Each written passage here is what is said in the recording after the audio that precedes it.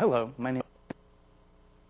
In corporate America today, probably the largest single expense that any business has is its payroll.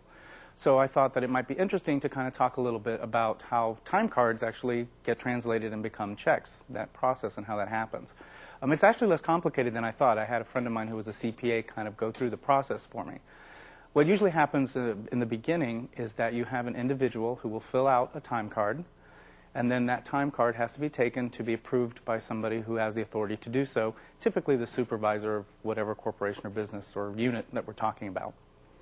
After that, then, the time card gets submitted into the accounting department. Now, what the accounting department does at this point is they take the card and then they pull up what they have on the computer. Typically nowadays they use computers.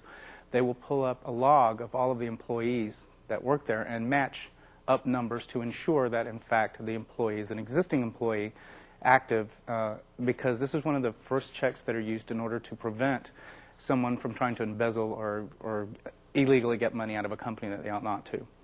Once that's been done, then what happens is that they then input the number of hours that the individual has had into what they call an automated payroll system.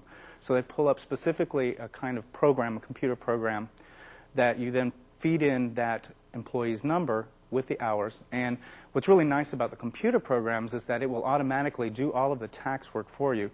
It will do the federal tax, it will do the state tax, it'll take care of annual leave, sick leave, it will divide all of that up. And also if you have situations where perhaps a corporation does different jobs, it will begin to actually compartmentalize which jobs were done by that individual.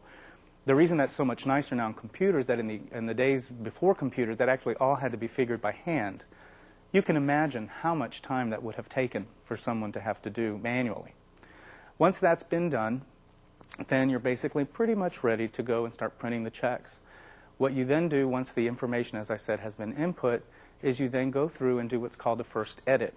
And what that is that you go back and check to ensure that the information you've inputted actually matches what is supposed to be there, so that you haven't done something in error.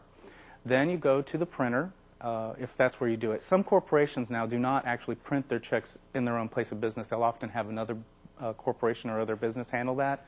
But for those that do, you would then go to the printer, and then you put your checks in, feed it into the printer, and then basically hit print.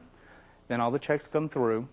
Then they go through what's called the second edit, which is basically physically looking at the checks. Now that depends again on the size of your corporation. If it's really huge and you're talking, several hundred or even thousands of people, obviously that's not practical. But if it's a smaller corporation or business and you can actually do that, they'll do what's called the second check, which is to ensure that every check that's been printed was in fact the check that needed to be or matches up to what all of the employees have done. After that, someone is usually delegated to tear them apart, put them into an envelope, it's distributed to everybody, and happy hour hits and everyone's happy.